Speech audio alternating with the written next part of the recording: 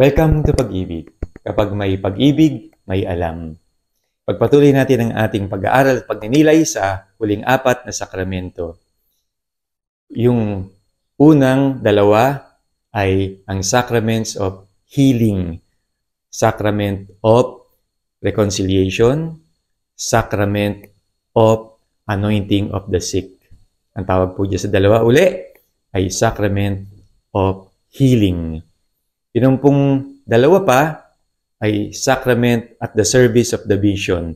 Ito po yung sacrament of the holy orders and the sacrament of matrimony o buhay pag-aasawa. Pinagpapatuloy ng Diyos ang kanyang aktibong pagkilos sa buhay ng tao.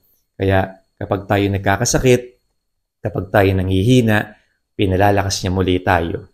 Sacrament of healing. Kaya nga sa John chapter 20 verses 21 to 23, ang pagbati ni Jesus na muling nabuhay, "Peace be with you. As the Father has sent me, I am sending you. Receive the Holy Spirit. Whose sins you forgive are forgiven them." Wow! Ang kalagan dito sa lupa, ikakalagan din sa langit. Ang higpitan sa lupa, ay higpitan din sa langit. Yan ang kapangyarihang ibinigay ng Panginoon. Kaya kapag tayo nangungumpisal, tayo ay napapatawad sa mga kasalanang nagawa natin matapos na tayo binyagan. At meron pong nagaganap na restoration and peace with God. Healing of conscience and spiritual strength. At siyempre, reconciliation with the church. Dahil nasaktan natin ang ating simbahan, kahit gano'ng kapribado ang ating kasalanan. Ayan, sa sakramento ng reconciliation, muli nanunumbalik ang ating relasyon sa simbahan. Itong anointing of the sick ay binilid din ni Jesus yan. Ano po? Sabi sa Mark chapter 6 verse 13, they drove out many demons and they anointed with oil many who were sick and cured them.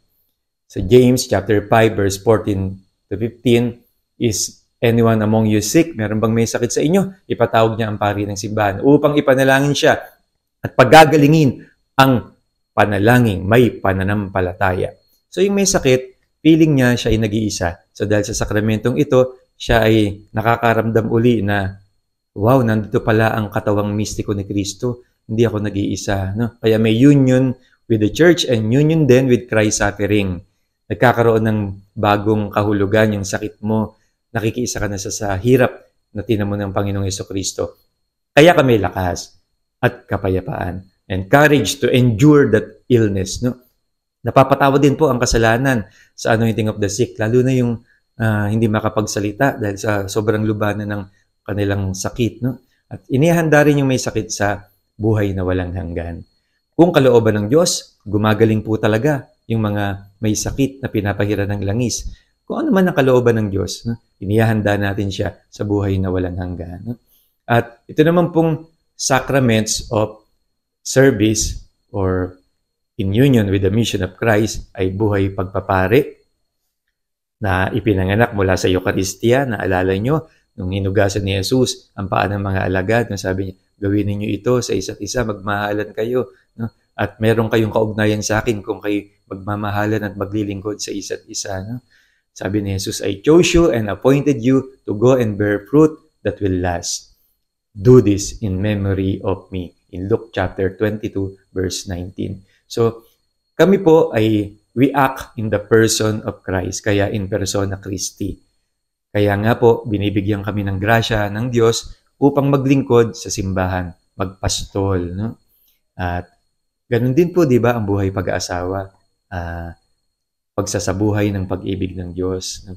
Kaya nga sabi, kabilin-bilin na ni Jesus, a man shall leave his father and mother and be joined to his wife, so they are no longer two, but one flesh. At sabi nga po, husbands, love your wives as Christ loved the church in Ephesians 5 verse 25. So sa matrimonyo ng kasal, kayo po ay binibigyan ng biyaya upang maging tapat, lifelong union. At meron din pong pagpapabanal sa inyong pagsasamahan, mutual sanctification ng mag-asawa. At siyempre, binibigay din ng grasya ng Diyos sa inyo upang palakihin ninyo na mabubuting Kristiyano ang inyong mga anak.